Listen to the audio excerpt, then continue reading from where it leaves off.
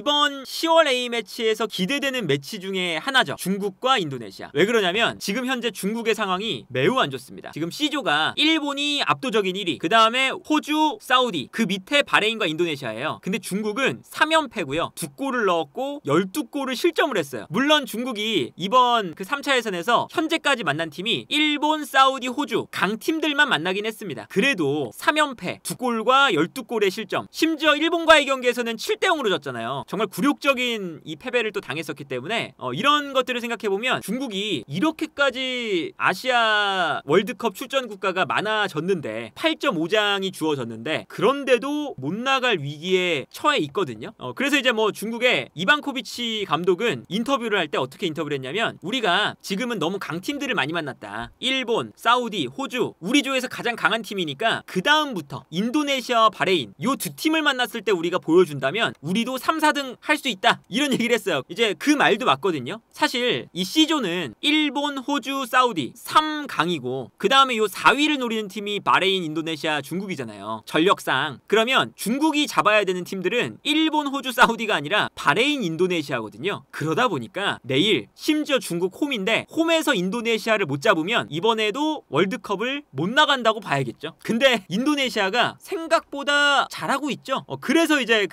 아마 중국이 이번 인도네시아와의 경기에서도 이긴다는 장담을 못하죠. 왜냐면 중국은 뭐 사우디, 호주 만났을 때 다 졌잖아요. 그런데 인도네시아는 사우디와 1대1, 호주와 0대0 두 번 무승부를 했고요. 바레인전에 아쉽게 무승부를 하긴 했지만 어쨌든 리드를 하다가 정말 극장골을 먹혀서 무승부가 됐어요. 3연무죠. 3연무. 근데 이제 이 기록만 봐도 사우디와 호주 이 두 팀에게 중국은 많이 밀리면서 패배를 했고, 인도네시아는 어쨌든 잘 지켜내면서 뭐 무승부를 만들어낸 거거든요. 이런 거 생각하면 기본적으로 중국이 홈에서 인도네시아를 잡는다? 라는 게 사실 쉽게 상상이 안 가고, 그리고 인도네시아가 이제는 거의 베스트 11을 모두 다 귀화 선수로 채울 수가 있는 상태가 됐습니다. 이번에 뽑힌 명단만 보여드리면, 일단 파에스 골키퍼, MLS에서 미국 리그에서 최고의 골키퍼로 선정됐었던 그런 선수죠. 파에스도 있고요, 한 명. 그리고 수비 라인에는 힐 허러스 그리고 이즈스가 있습니다. 이 두 선수는 기본적으로 매우 좋은 선수들에 속해요. 그러니까 뭐 예를 들면 힐 허러스는 트벤테 소속이고요.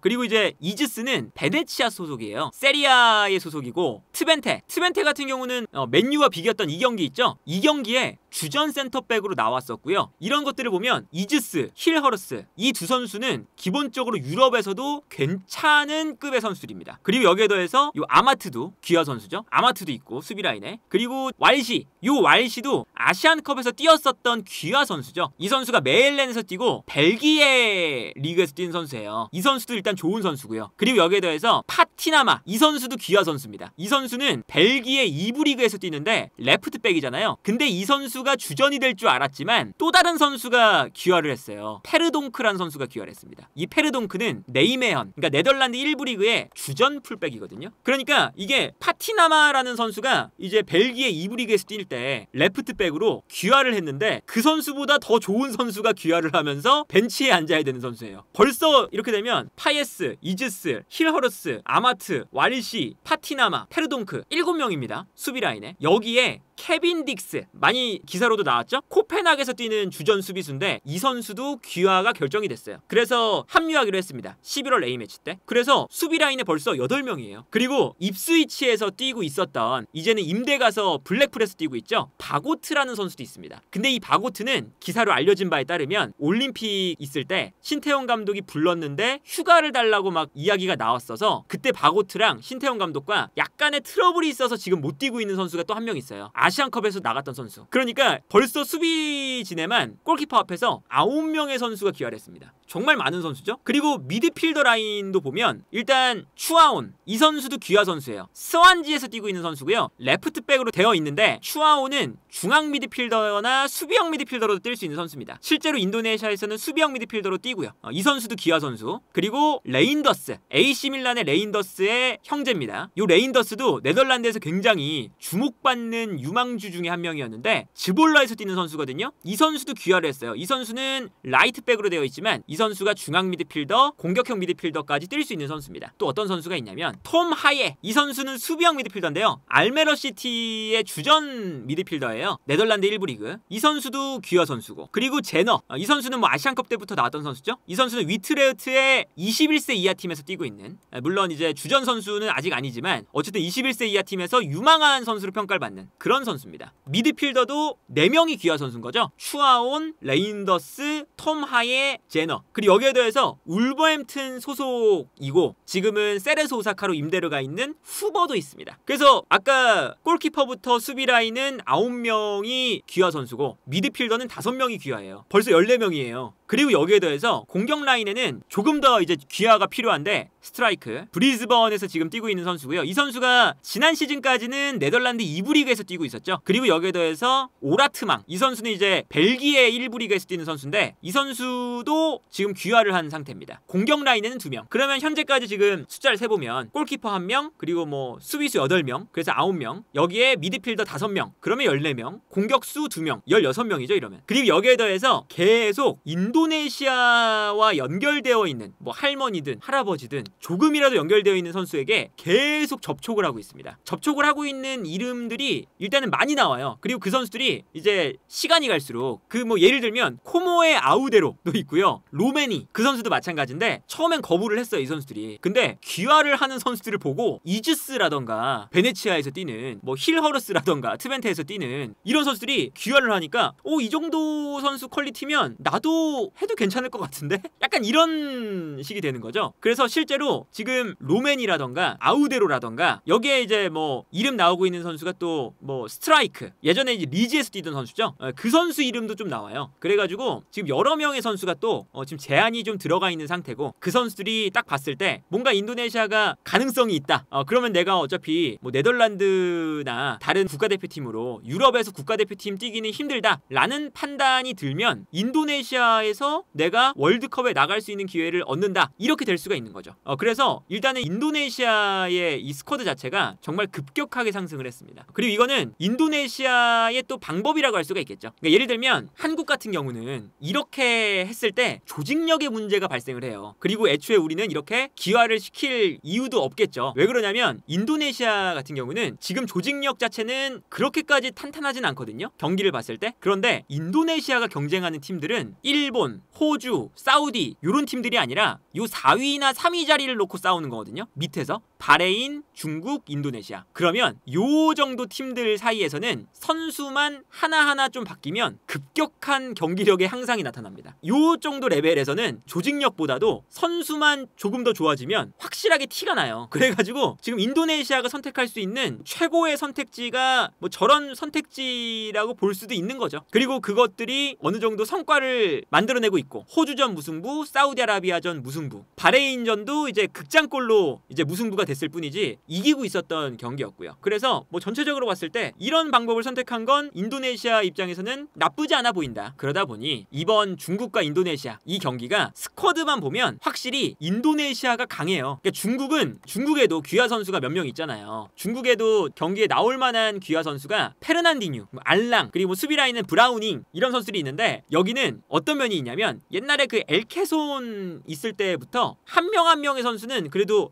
괜찮은 선수가 있네, 귀화를 해서. 근데 나머지 선수들이, 그러니까 중국 선수들이 못 따라갈 때가 많아요. 그러니까 중국의 그 한창 챔피언스 리그에 나왔을 때 중국 리그에 있는 팀들도 한창 그랬었거든요. 한두 명의 선수만 잘하고 나머지 선수들은 아예 그 템포를 못 따라갈 때가 많아요. 그래서 중국도 귀화 선수가 있지만 인도네시아랑 다른 점은 인도네시아는 그래도 전 포지션에 걸쳐서 귀화를 많이 시켜 놓다 보니까 어느 정도 호흡도 맞고 서로 간의 플레이를 따라가는 그 템포가 됩니다. 근데 중국은 한두 명의 선수로 뭔가 템포를 따라가게끔 만드는, 나머지 선수가 같이 못 따라가다 보니까 거기서 불협화음이 좀 생기는 면이 있죠. 그러다 보니까 예를 들면 그 중국이 실점하는 장면 이런 거 보면 개인 기량으로 질 때가 많아요. 그 귀한 선수들 말고 나머지 선수들이 그냥 개인 기량에 의해서 패배하는 경우가 많습니다. 그러니까 이게 지난 호주전에 역전당할 때 분명히 중국이 수비수는 되게 많거든요. 수비수는 참 많은데 가운데로 들어가는 선수 한 명을 놓치고 있어요. 이제 그 중국의 선수들이 순간적으로 요 뒤쪽에 있는 선수들을 놓쳤습니다. 아예 측면에서도 한 선수를 그냥 따라가고 있고, 분명히 수비수가 많기 때문에 뭐 나오는 판단이라던가 요 공간을 좁혀주는 판단을 해야 되는데 이게 안 된 거죠. 그래서 요 공간으로 편안하게 일단 패스가 들어가요. 그리고 볼을 받은 선수가 분명히 수비수가 많지만 공간이 생겨서 그냥 쭉 끌고 들어가서 편안한 공간에서 왼발 중거리 슈팅 그대로 뭐 득점. 이 장면도 좁은 공간으로 그냥 패스를 줬는데 이게 귀한 선수들과 싸우면 이런 모습이 안 나오는데 중국 선수들이 붙어요. 붙는데 여기서 호주 선수가 그냥 피지컬로 밀고 들어갑니다. 그런데 이 선수를 아무도 못 막아요. 두 선수가. 그러면서 공간이 열리니까 측면에 있는 선수가 뛰어가고 뛰어가는 선수에게 패스를 찔러주면서 측면 공간이 무너집니다. 그냥 힘에 밀린 거죠. 그리고 여기서 이제 측면이 무너진 다음에 크로스가 올라왔어요. 근데 중국의 수비수가 많으니까 걷어낼 수가 있었거든요, 분명히. 그런데 걷어낼 때 잘못 걷어냅니다. 제대로 못 걷어내고 빗 맞아서 요 앞으로 흘러가요. 그래서 달려 들어오던 호주의 공격수에게 그냥 헌납을 합니다. 그래서 여기서 슈팅을 하려고 했는데 슈팅도 아니고 그냥 패스. 그리고 안쪽에서 볼을 받은 선수가 바로 득점. 중국이 다른 선수들, 그러니까 귀한 선수 이외에 옆에 있는 선수들이 실수가 진짜 많아요. 사우디아라비아랑 할 때도 그 사우디아라비아가 경기 초반에 자책골로 넣고 심지어 한 명도 퇴장이 당했어요. 이거는 중국에게 절호의 기회잖아요. 그 사우디아라비아전이. 약간 웃기는 장면들이 많아요. 보여드리면 14분에 사우디아라비아가 자책골을 넣고 19분에 칸노, 심지어 사우디아라비아의 에이스격인 미드필더가 퇴장을 당합니다. 경기 분위기가 심지어 중국 홈이었어서 이러면 너무 유리한 상황이거든요. 근데 수비 라인에서 계속 실수가 나옵니다. 예를 들면 이 장면에서 중국의 선수가 볼을 잡았어요. 근데 볼 터치를 잘못해서 사우디아라비아의 공격수에게 패스를 합니다. 심지어 주변에 뭐 압박을 하고 있는 선수도 없었어요. 근데 패스를 해버려서 사우디아라비아 공격수가 볼을 가지고 편안하게 전진을 합니다. 이 선수가 뭐 알두사리, 사우디아라비아의 에이스 선수죠. 전진을 하다가 여기서 이제 수비가 무너지니까 본인에게 수비를 쏠리게 만들고 측면으로 패스.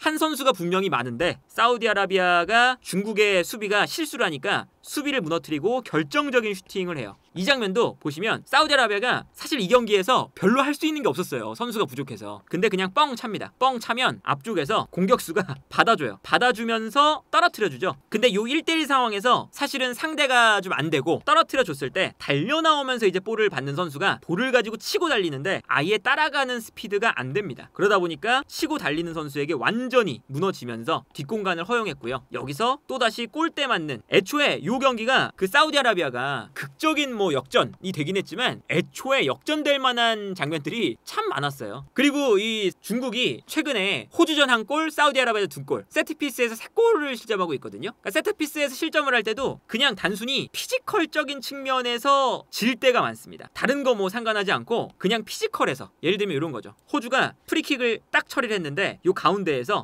솟아올라서 머리에 편안하게 맞춘 다음에 득점이 됩니다. 지금 솟아오른 선수가 혼자 떠올랐죠? 여기서 애초에 마크도 잘 안 됐고 피지컬적으로도 많이 밀렸어요. 이 장면도 코너킥이 올라왔는데 사우디아라비아전이거든요. 뛰어들어오는 선수와 붙어주는 선수가 있는데 여기서 경합이 좀 안 됩니다. 그래서 편안하게 또 여기서 머리에 맞춰서 득점. 중국이 뭔가 피지컬적인 측면도 좀 많이 안 되는 그런 모습들이 많이 나타나고, 그러다 보니까 이게 전체적으로 봤을 때 중국 축구가 이번 월드컵에 나가기가 힘들 것 같고, 그리고 이번 인도네시아전에 진다면 나가는 건 거의 무리일 것 같다. 왜 그러냐면 지금 이 월드컵의 시스템이 아주 세분화가 많이 돼 있잖아요. 이번 3차 예선도 이게 기회를 많이 주는 거예요. 각 조에 1위와 2위 본선 진출, 그리고 3위와 4위는 4차 예선으로 갑니다. 그러니까 이 중국의 조에서 보면 1등과 2등 빼고 3등과 4등에만 들면 4차 예선으로 갈 수 있어요. 그러니까 중국 입장에서는 바레인이나 인도네시아만 제끼면 그래도 두 번째 기회를 얻을 수 있는 거죠. 그리고 두 번째 기회를 얻으면 4차 예선에서도 그 3, 4위 팀들끼리만 모아요. 3, 4위 팀들끼리 모으면 A조와 B조 두 개의 조로 나눌 수가 있고, 두 개의 조로 나눴을 때 세 팀씩 배정이 되거든요. 세 팀씩. 그러면 이 세 팀에서 1등을 뽑습니다. 그러면 1등이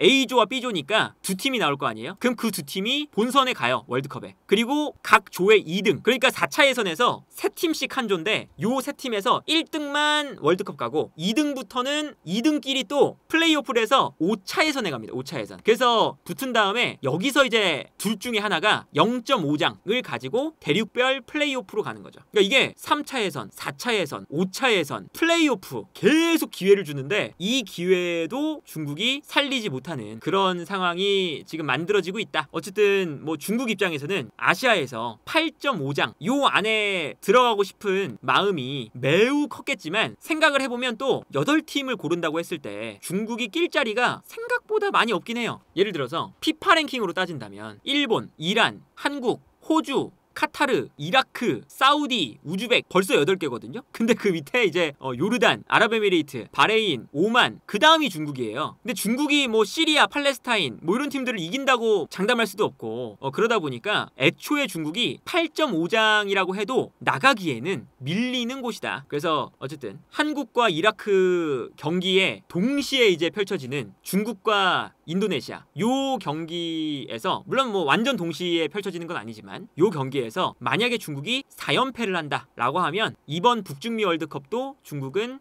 갈 수 없는 그런 상황이 되지 않을까. 그리고 이제 인도네시아가 이 경기에서 이기면 인도네시아가 사실 참 놀라운 게 지난 그 바레인전에 약간은 좀 논란이 있었거든요. 왜냐면 바레인전에 추가 시간이 6분이었는데 그렇게까지 주지 않아도 될 추가 시간이었는데 추가 시간을 3분 더 줘서 9분까지 경기를 했어요. 그래서 바레인이 정말 9분 됐을 때 마지막에 골 넣고 끝났거든요. 약간 이거는 진짜 정말 심판이 논란이 될 만한 추가 시간을 한 건데 그거를 만약에 인도네시아가 이겼으면 2등입니다. 일본 바로 밑에 있을 수 있었어요. 그래서 인도네시아가 초반 레이스가 요 3, 4위 다투는 게 아니라 2등을 다투고 있는 지금 성적이거든요. 일본은 워낙에 지금 압도적으로 올라가 있고 호주와 사우디아라비아 요 두 팀하고 인도네시아가 승점 경쟁을 할 수 있을 만한 성적이에요. 그래서 인도네시아가 내일 중국을 제압을 하게 된다면 그러면 인도네시아가 월드컵에 물론 뭐 1등, 2등으로 올라가는 건 힘들 수 있어도 4차 예선 혹은 뭐 5차 예선 이쪽을 통해서 올라갈 수 있는 그런 기회가 열리지 않을까